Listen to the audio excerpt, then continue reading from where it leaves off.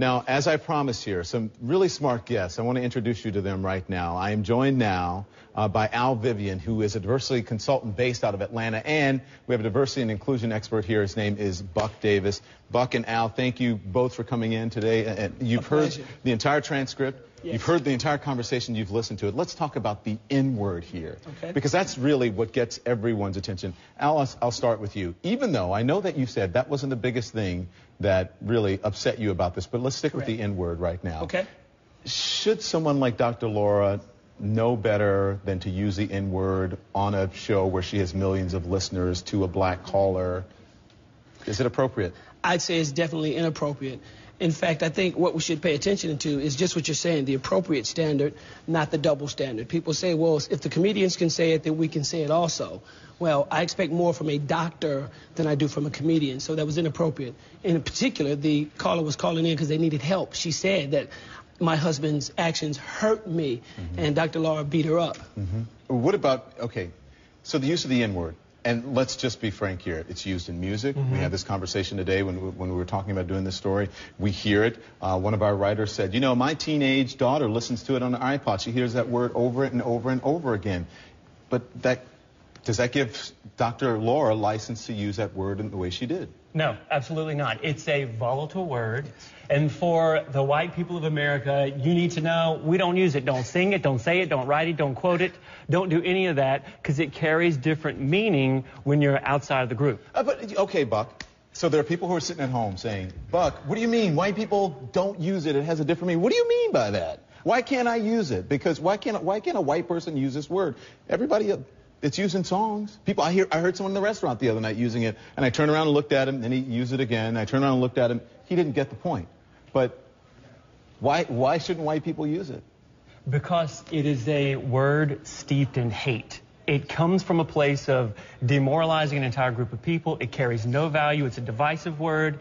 And for anybody to use it, I think everybody should mix it. It needs to be out of our vocabulary. However, we know that people do use it. It carries different meaning depending on the context in which it's said. But to keep us safe, we need to not use it ever. Because it's trouble for us, especially white people. Yeah. It's a nasty word anyway, but it's trouble. It's trouble for us white people.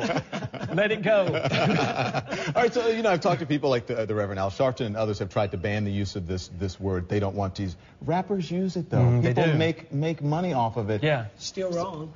It's still wrong.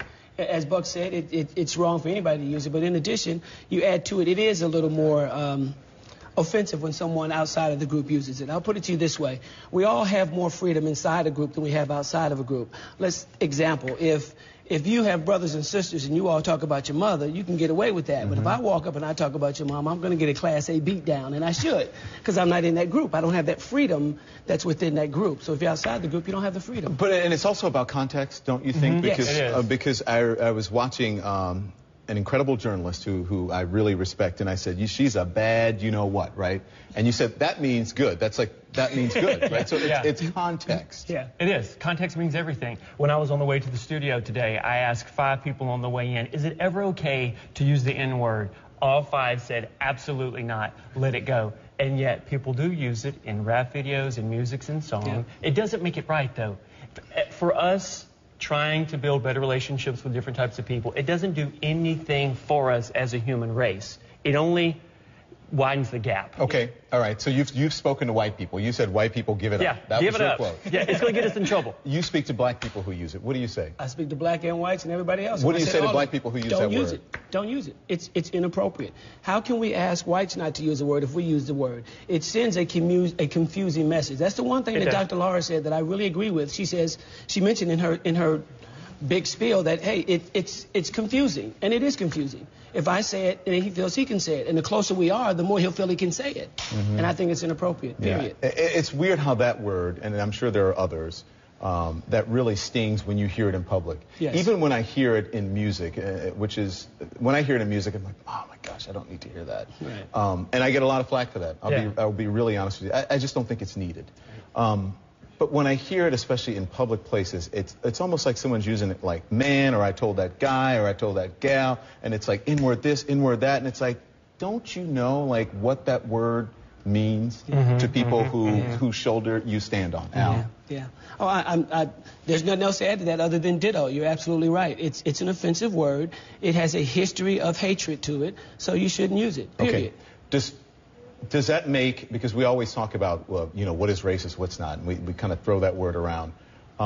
Does that make Dr. Laura racist, or did she just do something was this just a mistake on her part to do it? I don't know if it necessarily makes her racist. I don't think it necessarily makes her racist. Here's what I do believe, though.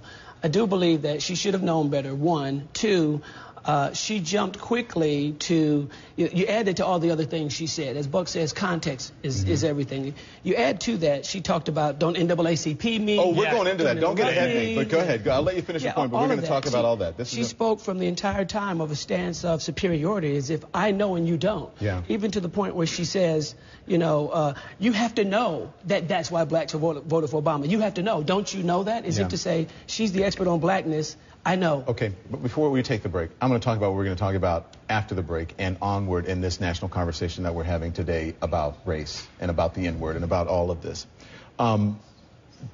When she brings up something that many African Americans deal with, and that is, how do you feel as a black person?